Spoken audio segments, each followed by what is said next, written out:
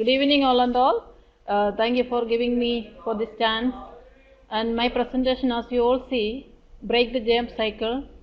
And I believe you may think that what you mean by break the James cycle. About James cycle, where I have taken the subject with hand hygiene compliance among the healthcare workers in accredited tertiary care hospital. Healthcare associated infections affect hundreds of millions of people around the world, and it is a major global issue for patient safety. It happens due to non-compliance on hand hygiene. Though we may think that we all do wash hands, but many of them are not giving attention, so I thought of taking this subject. And the healthcare associated infections affect hundreds of millions of people around the world. So when I did the study, I had looked for hand hygiene, where I have looked for washing hands with soap and water or hand disinfection using alcohol-based hand rub. So when I looked, I had certain people where I had given them some responsibility to do the audit, where the super users I had used silent super users, where they had gone and seen people were doing the hand wash for somebody else and they were unaware why they have to do there, and they were missing the steps which they had to do. When they use soap and water, they do some and they don't use the step. When they use the hand rub, they were using the 1 scoop or 2 scoop of hand rub, and they do spread it out, and they were not washing the hands or rubbing the hands as it should be.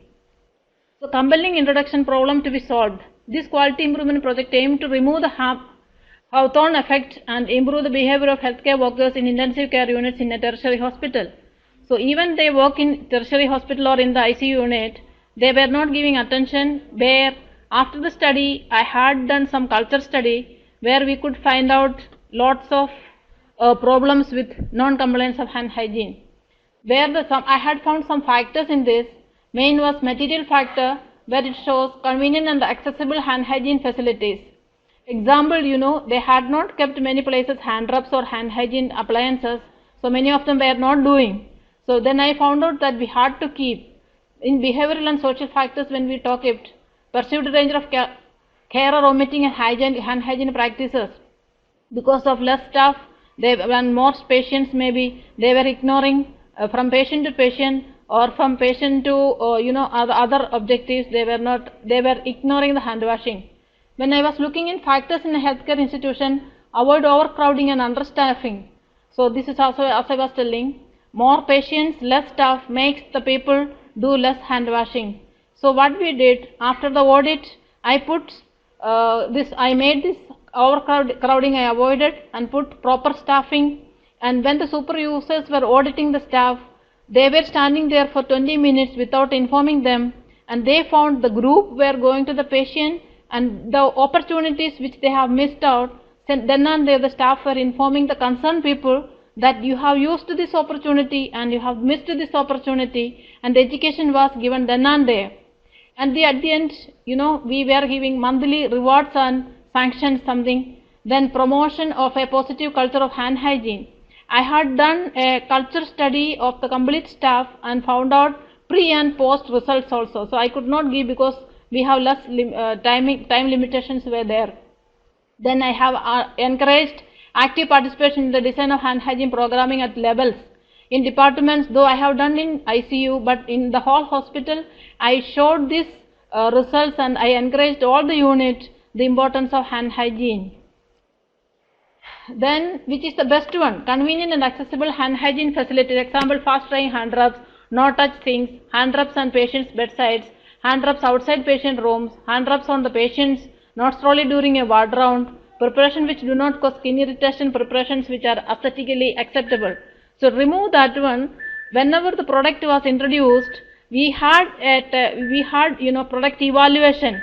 People were doing and using it, and they were giving me, okay, this is good sister, or that was not good. So after the encounter, we had taken the proper hand hygiene solutions. So people were happy and they started to use, because they were even giving attention on their hands. Because in international level, we know people look for their beauty also. So they had that consideration. Even our facility I have requested and they have changed, and I could see that limitation I could remove. Change has become an ever-present feature of our work and the management of these continuing changes is a key challenge for all managers. So then the management I had informed what was the limitations and what was the challenge I have done, and the management also understood and they also cooperated with me. The need for change in the healthcare services is now widely recognized by public professions and by government. Means the whole hospital we had displayed even in the TV where it was displaying, where we mentioned about the steps of hand hygiene, and in different ways, like I had a program where people are dancing on 5 moments of hand hygiene, where all the patients or who are sitting in front of the ICU, who are visiting the ICU, everybody had this education, so I could see the improvement where people were appreciated. Achievement which I could say my own role in this has been as a leader and initiator of a change as well as more practicality and personally working alongside with healthcare providers and in the selected ICUs. My role continues to sponsor the change and adoption of better compliance to hand hygiene and mainstreaming to other settings. So with ICU, I had gone out of the department and the whole hospital I could use every department. I had used the super users, silent super users who are doing the audit. Description of the site. Study was done in my hospital, which is a multi-specialty hospital, and in the ICU unit. Experiments done, opportunities was checked, as I had already told you, for all the healthcare providers who are working in the ICU with the super users.